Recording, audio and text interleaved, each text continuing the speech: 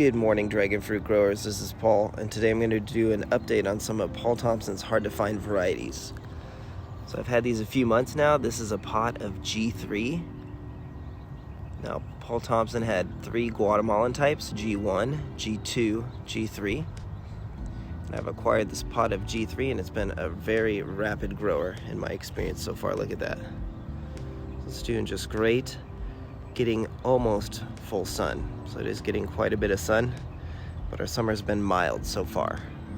You can see the growth started skinny as it rooted. It was etoliated, but as it topped the trellis, it's just really thickened out. So really great new growth on these cuttings, I should say. Here's another one.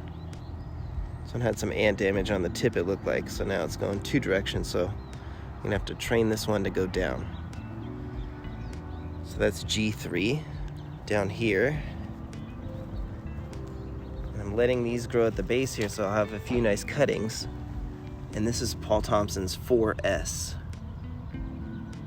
which is actually a hard to find variety of Paul Thomson's S seedling series. And this one he described as having a pale pink, almost white fruit. So the most white fruit of the batch, and he described it as a dwarf grower. Now it's been growing really vigorously for me, but it does grow kind of smaller. Sorry about the lighting. A little bit smaller than his other seedlings that I have. But it's just doing great, and I'm really excited to see these already topping the trellis after just a few months.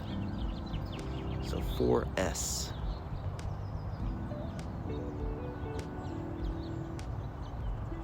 And I have several more. Let me go show them to you now. Okay, so let's discuss a few more of Paul Thomson's hard-to-find varieties. Right here is a G1 that I collected.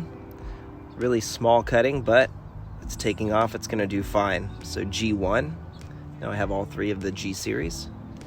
This is 5S, which is purple haze, but these are gigantic, and they were labeled, it's always been labeled as 5S. So the grower got these from Paul Thomson.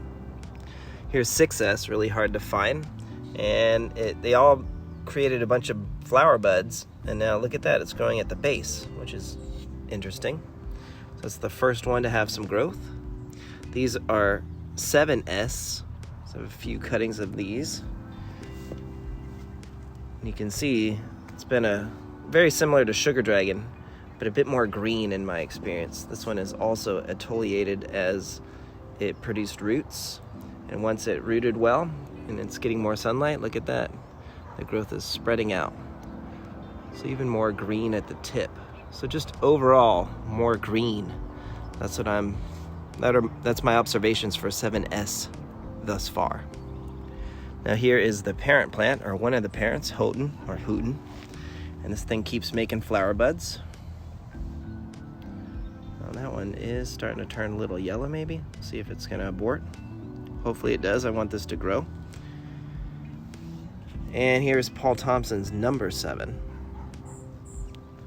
So not 7S. And this cutting produced a fruit. So this is Paul Thomson's number 7. Also, Paul Thomson had 2 Ocamponus varieties he collected. This one is the more spiny version. This one set a fruit on it as well. And this one had a flower last night, so I collected some pollen. And this one is his less spiny Ocamponus. In addition, I have 2 Jalas. I'm wondering if I have Jala 1 and 2. We'll see.